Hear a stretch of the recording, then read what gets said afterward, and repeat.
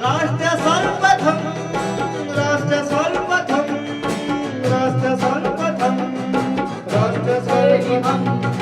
राष्ट्र सर्वप्रथम की बात ललित सुमन के साथ कार्यक्रम में आपका स्वागत है। मुख्यमंत्री नीतीश कुमार के समक्ष वीडियो कॉन्फ्रेंसिंग के माध्यम से स्पोर्ट्स यूनिवर्सिटी के संबंध में प्रस्तावित विधेयक का प्रस्तुतिकरण दिया गया। कला संस्कृति व युवा विभाग की अपर मुख्य सचिव वंदना किनी ने प्रस्तुतिकरण के माध्यम से बिहार स्पोर्ट्स यूनिवर्सिटी एक्ट 2021 के संबंध में विस्तृत जानकारी दी। प्रस्तुतिकरण के अवलोकन के क्रम में मुख्यमंत्री ने कहा कि स्पोर्ट्स यूनिवर्सिटी के संबंध में प्रस्तावित विधेयक पर विस्तृत जानकारी दी गई है। इसके कुछ बिंदुओं पर और गहन विचार विमर्श करने की आवश्यकता है।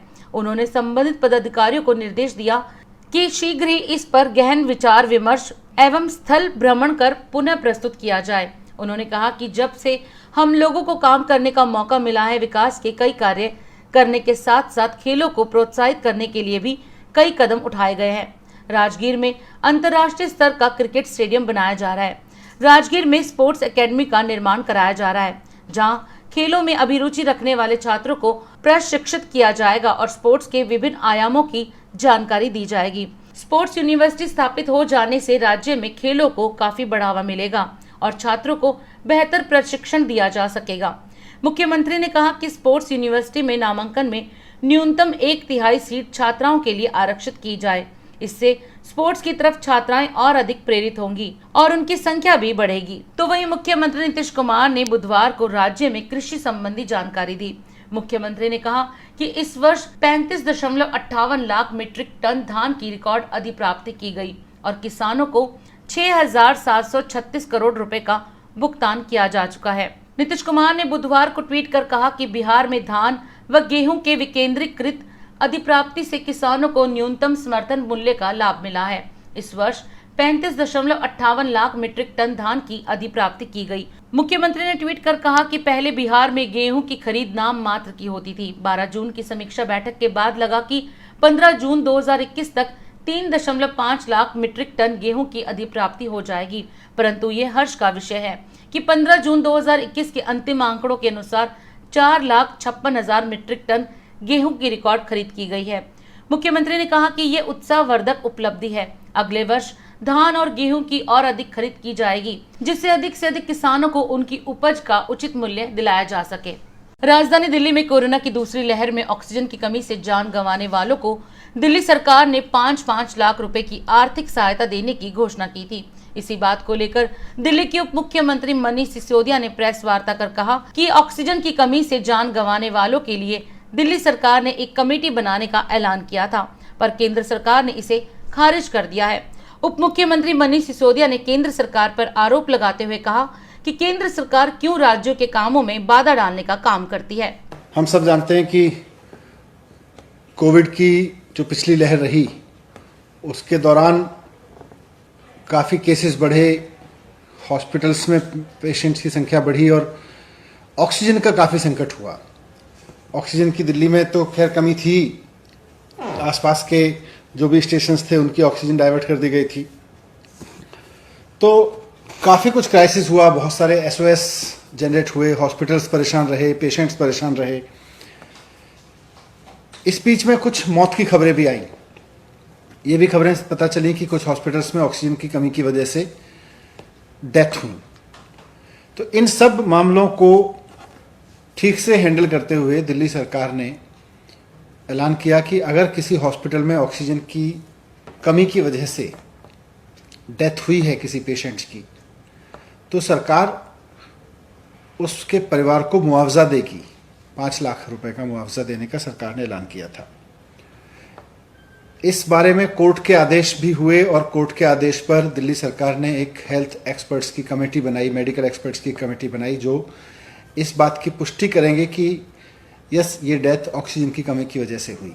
हॉस्पिटल से सारा डेटा लेके, सारी जगहों से सारा डेटा लेके ये कमेटी, सरप्राइजिंगली बड़ा आश्चर्य और दुख हो रहा है कि केंद्र सरकार ने ये कमेटी खारिज कर दी है। दिल्ली सरकार दिल्ली में ऑक्सीजन की कमी की वजह से हुई डेथ पे मुआवजा देने के लिए, उसकी जांच करने के लिए कि अगर कोई है तो ऑक्सीजन ऑडिट कमेटी बनाती है कि ऑक्सीजन का ऑडिट हो, ऑक्सीजन मतलब ऑक्सीजन डेथ ऑडिट हो। लेकिन केंद्र सरकार उस कमेटी को खारिज कर देती है। हमें समझ नहीं आ रहा कि इसमें केंद्र सरकार को क्या प्रॉब्लम है। और ये कमेटी तो कोर्ट के इंटरवेंशन के बाद बनाई गई थी, कोर्ट के भी निर्देश थे इस बारे में कि इस तरह की इंटरवेंशन होनी चाहिए।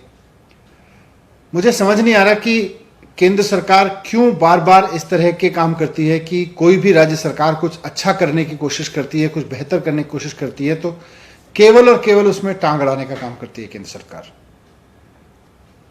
पहले तो ऑक्सीजन के अरेंजमेंट नहीं कर पाए ठीक से, ऑक्सीजन डिस्ट्रीब्यूशन का भट्टा बिठा दिया। अब वो दौर निकला है और एक जिम्मेदार सरकार होने के नाते दिल्ली सरकार चाहती है कि अगर ऑक्सीजन की वजह से डेथ हुई है तो ऐसे में परिवार को मुआवजा भी मिलना चाहिए और उसकी तस्दीक होनी चाहिए, उसकी पुष्टि होनी चाहिए। तो इसमें भी केंद्र सरकार को प्रॉब्लम है। तो राज्यों के काम में इतनी टांग अड़ाने का शौक केंद्र सरकार को क्यों है? केंद्र सरकार राज्य सरकारों को काम करने क्यों नहीं दे रही? मैं बार बार कहता हूं कि कोई भी राज्य, आज बात दिल्ली की नहीं है, पश्चिम बंगाल सरकार हो, झारखंड सरकार हो, महाराष्ट्र सरकार हो, सबके काम में टांग अड़ाने का काम कर रही है केंद्र सरकार। जब दिल्ली सरकार चाहती है कि ऑक्सीजन पे हुई डेथ की जांच होके उनके परिवारों को मुआवजा मिले तो इसमें केंद्र सरकार को क्या प्रॉब्लम है? लेकिन वो कमेटी खारिज कर दी। बहुत गैर जरूरी हस्तक्षेप कर रही है केंद्र सरकार। इस तरह के हस्तक्षेप की केंद्र सरकार की जरूरत नहीं है। मैं केंद्र सरकार से निवेदन करना चाहता हूं कि राज्य सरकारों के काम में इस तरह से हस्तक्षेप करना बंद करें।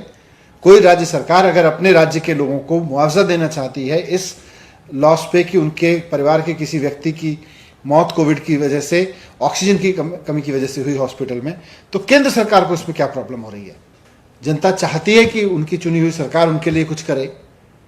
सरकार चाहती है कि एक कमेटी इस बारे में फिल्टर करे चीजों को, स्क्रूटनाइज करे चीजों को। आपको कमेटी बनाने में प्रॉब्लम हो रही है और कमेटी दिल्ली सरकार ने बनाई है, हेल्थ एक्सपर्ट की कमेटी बनाई है। तो मैं निवेदन करना चाहता हूं केंद्र सरकार से कि इस तरह के हस्तक्षेप ना करे और राज्य सरकारों को काम करने दें। आज भाजपा के दिल्ली प्रदेश कार्यालय में नेता प्रतिपक्ष रामवीर सिंह बिदूड़ी ने प्रेस वार्ता कर दिल्ली परिवहन निगम की बसों को लेकर दिल्ली सरकार पर कई सवाल उठाए हैं। रामवीर सिंह बिदूड़ी ने कहा कि हर साल दिल्ली परिवहन निगम को 200 करोड़ का घाटा हो रहा है और पिछले 7 साल में मुख्यमंत्री केजरीवाल ने एक भी बस नहीं खरीदी है। इस प्रेस वार्ता में भाजपा के कई अन्य बड़े नेता भी शामिल हुए। 2013 में जब सरकार बनी तो डीटीसी के पास 6000 बसें थी। वे आज घटकर लगभग 3664 रह गई है और उनमें से 20% बसें सड़क पर आती नहीं है। पिछले 7 सालों में अरविंद केजरीवाल की सरकार ने एक भी डीटीसी की बस नहीं खरीदी।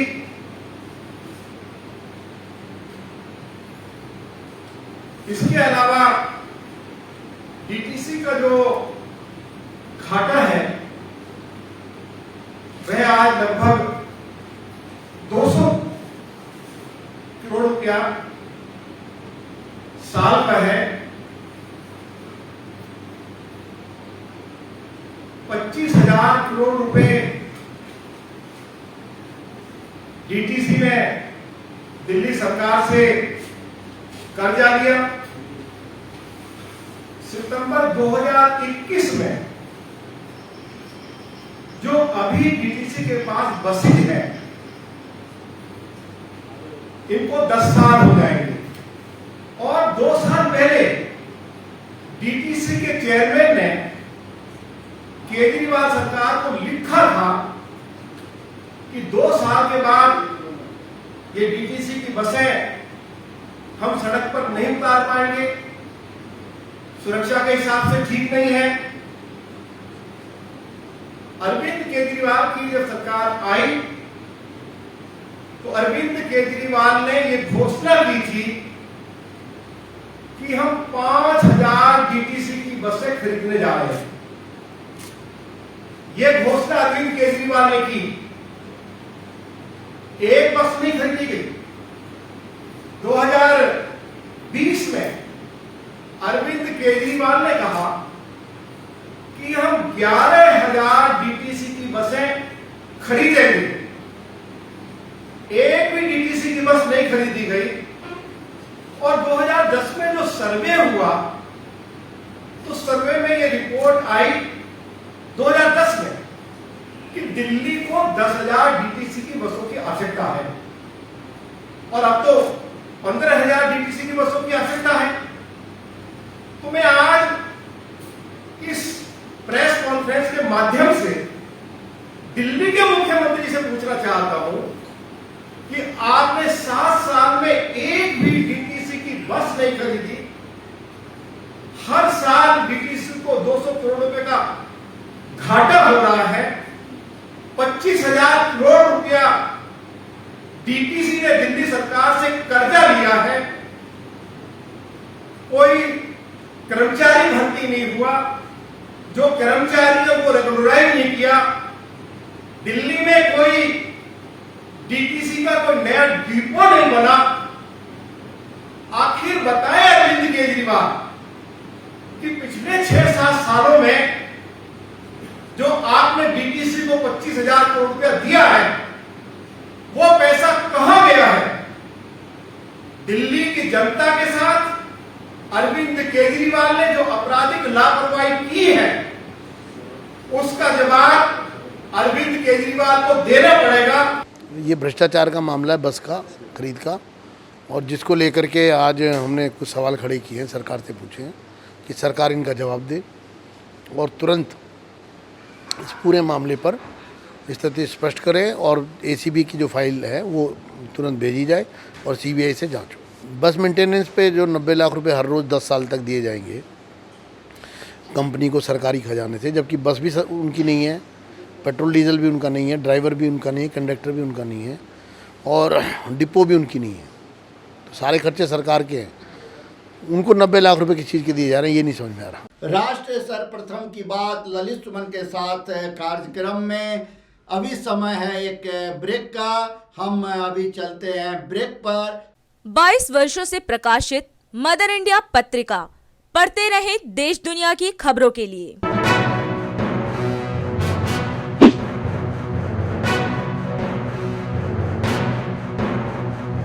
26वें वर्ष में आपके लोकप्रिय समाचार पत्र इंडिया दर्पण का प्रवेश। आप देखते रहें अपने क्षेत्र की खबरें।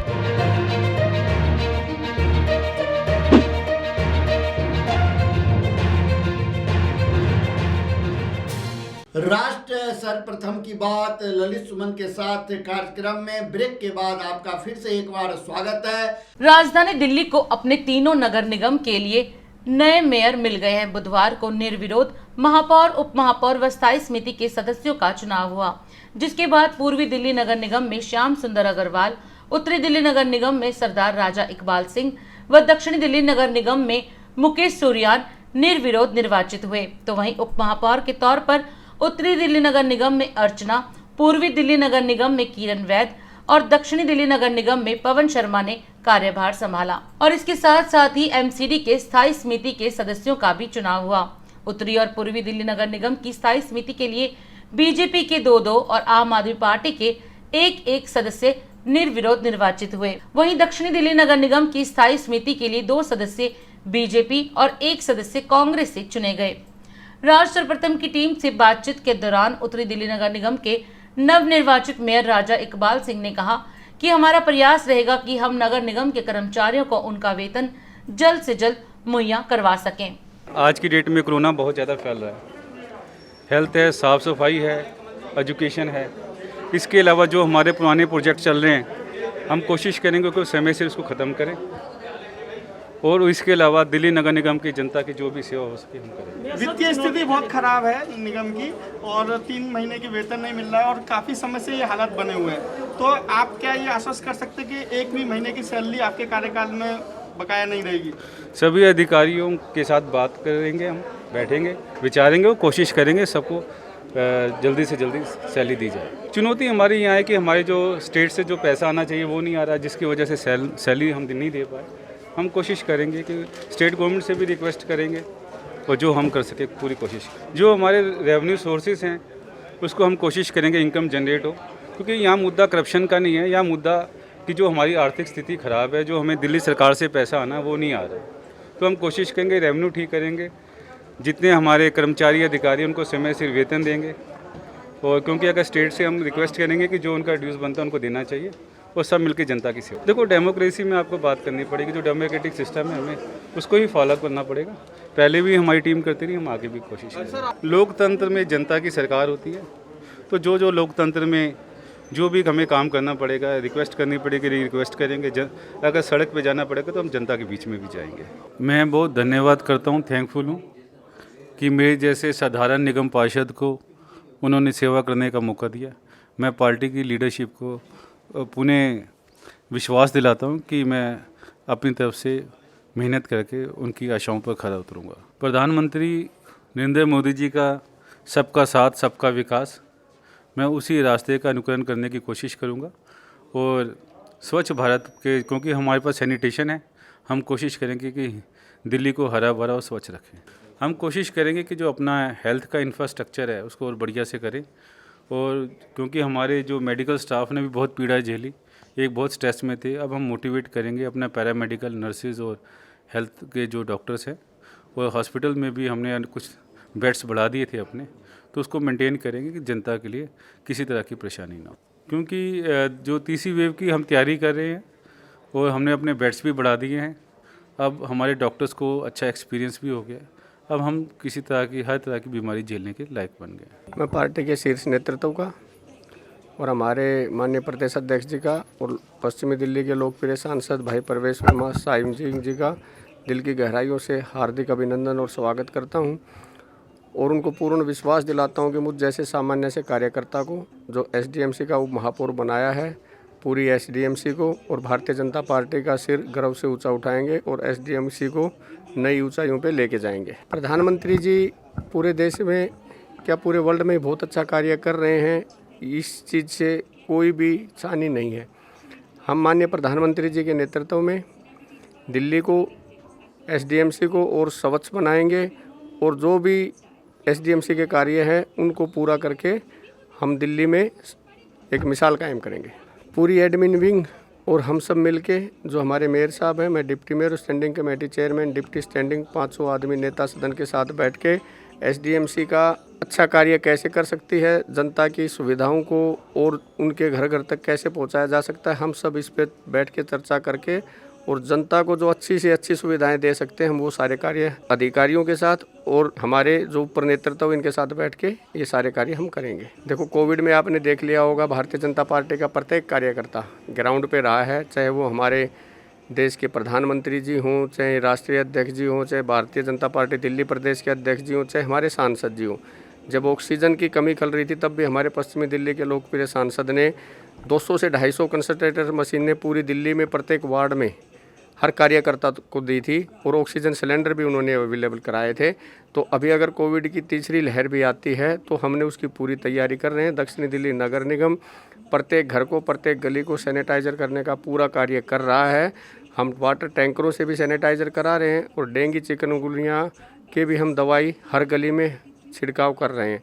तो कोविड की हमारी पूरी तैयारी है जी। देखिए, ये बहुत क्रूशियल टाइम है हमारी एमसीडी के लिए, और जिस तरह से भारतीय जनता पार्टी अपने सारे कर्तव्यों का निर्वहन करती चली आ रही है, तो मेरे ऊपर भी प्रेशर है कि मैं उस लेवल पे जाके काम कर पाऊंगी या नहीं, पर मैं अपना बेस्ट देने की कोशिश करूंगी इस समय। जैसे अभी कोरोना काल चल रहा है, सभी लोग एक दूसरे की सेवा में एक दूसरे के साथ लगे हुए हैं, एक दूसरे का सहयोग कर रहे हैं, तो इस तरह से एक दूसरे का सहयोग करते रहें, और इसी में राष्ट्र निर्माण भी है, उसी में हमारा हित भी है। देखिए, मैं नगर निगम के अधिकारियों को यही संदेश देना चाहती हूँ कि अभी समय है काम को करने का। हम अभी अभावग्रस्त हैं, और कहीं ना कहीं दूसरी चीज़ों के अभाव में जब तक हम अपनी विल पावर को यूज़ नहीं करेंगे तो हम अच्छी तरह से काम को नहीं कर पाएंगे।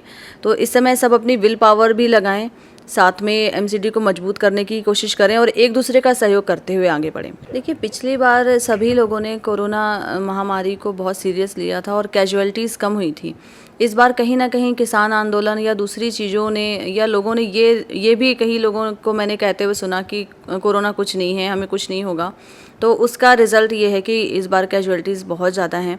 तो उससे सबक लें लोग और कोरोना को ख़त्म हुआ ना मानें, क्योंकि अभी पहली लहर, दूसरी लहर, तीसरी लहर, पता नहीं कितनी लहरें आएंगी अगर हम सावधानी से काम नहीं करेंगे तो। और सारे अगर सावधानी से काम करते हैं और मोदी जी के आह्वान का निर्वहन करते हैं तो मुझे लगता है हम बहुत जल्दी इससे निजात पा जाएंगे। देखिए, MCD डिपार्टमेंट ने जितना अच्छा काम कोरोना काल में किया है, मुझे नहीं लगता किसी और डिपार्टमेंट ने पूरी दिल्ली में किया होगा। MCD पूरी तरह से पहले भी तैयार थी, अभी भी तैयार है। हाँ, ये संभावनाएं जताई जा रही हैं कि ये बच्चों के लिए ज़्यादा हो सकती है। अभी हम नहीं कह सकते, क्या पता ये दोबारा से यंगस्टर्स के लिए या फिर ओल्ड एजेस के लिए हो, लेकिन सभी को एक बराबर समझना चाहिए कि हाँ, हमें अपना खुद का एक मतलब सिक्योरिटी रखनी है और दूसरों को भी सिक्योर करना है। दिल्ली प्रदेश कांग्रेस कमेटी के अध्यक्ष अनिल चौधरी ने प्रेस वार्ता कर दिल्ली में बढ़ती बेरोजगारी को लेकर दिल्ली सरकार पर निशाना साधा है। उन्होंने कहा कि कांग्रेस के कार्यकाल में इतनी बेरोजगारी नहीं देखने को मिली थी।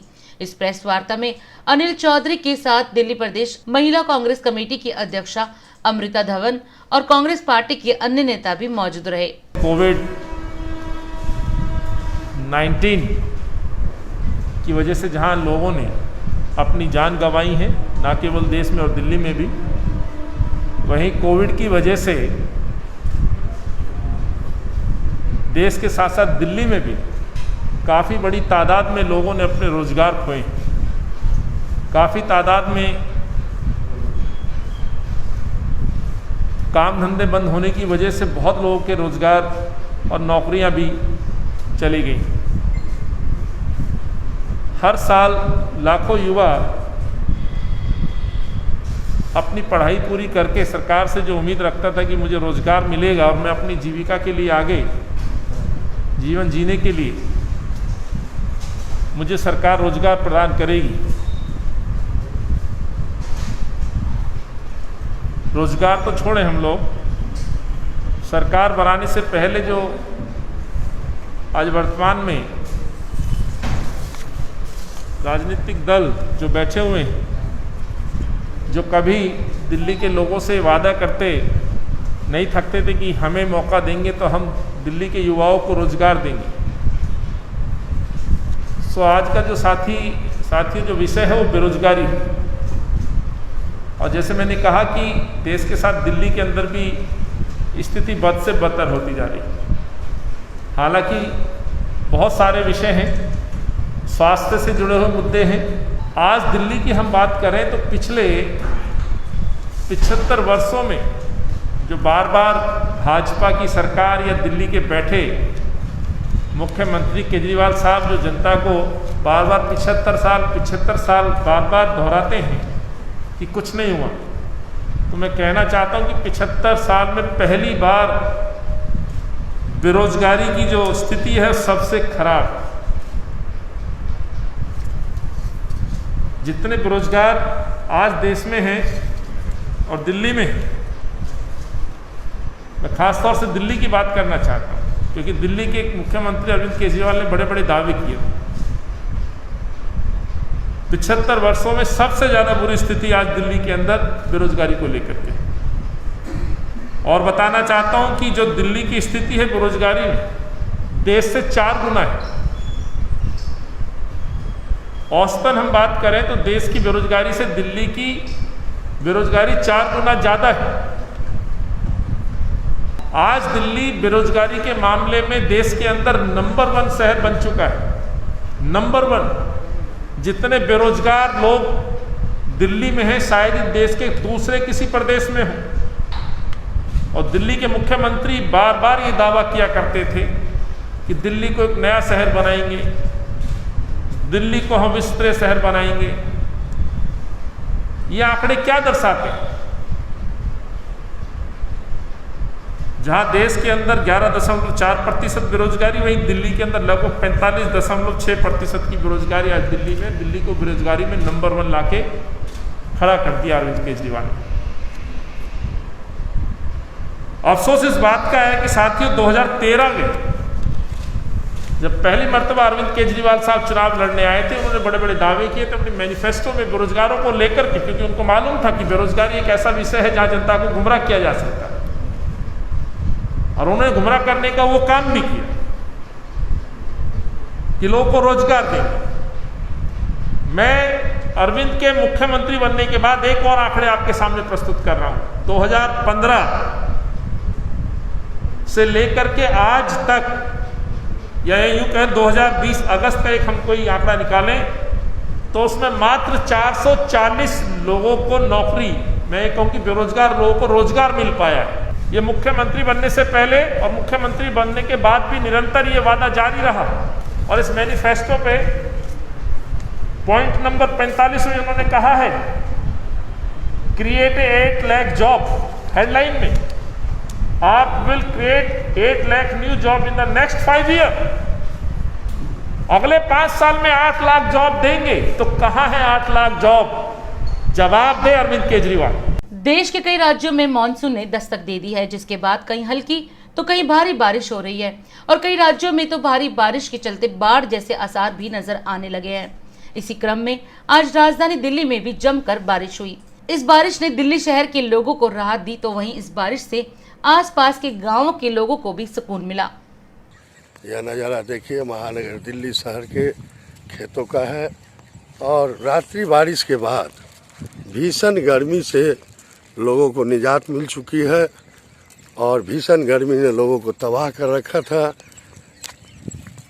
उमस के साथ भीषण गर्मी महानगर दिल्ली शहर में आम लोगों को बहुत ही परेशान कर रखा था, लेकिन आज रात्रि हुई बारिश के बाद किसानों के भी चेहरे खिल उठे हैं और खेतों की तैयारी भी हो रही है और धान की खेती होगी।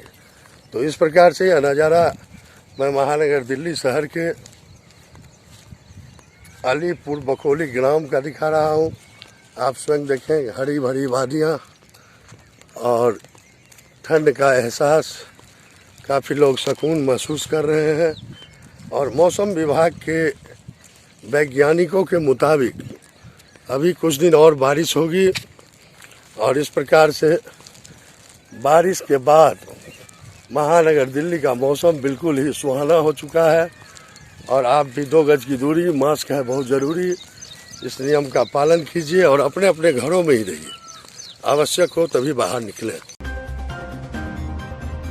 पिछले 24 घंटे में कोरोना के 67,294 नए मामले, तो वहीं कोरोना संक्रमण से 1,411 लोगों की हुई मौत। रिकवरी रेट में भी हो रही है लगातार बढ़ोतरी।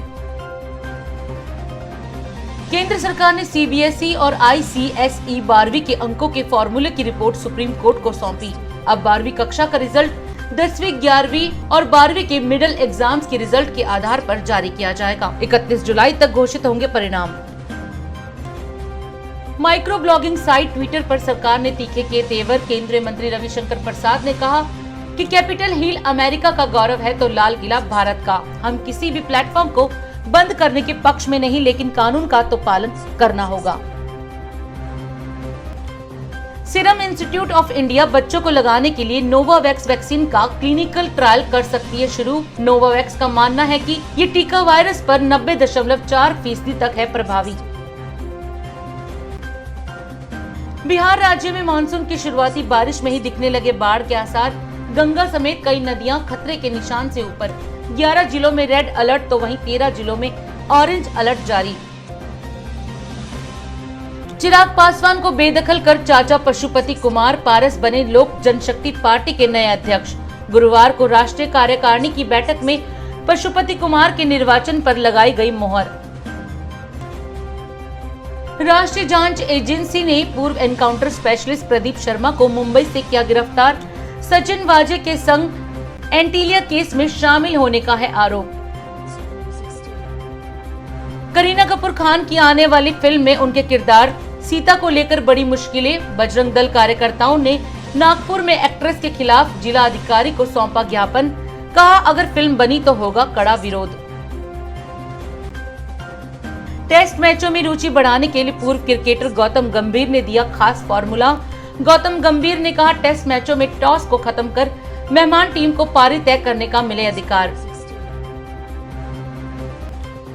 जिनेवा में अमेरिकी राष्ट्रपति जो बाइडेन और रूसी राष्ट्रपति व्लादिमीर पुतिन की हुई शिखर बैठक में दोनों देशों ने अपने राजदूतों को उनके पदों पर वापस भेजने पर जताई सहमति।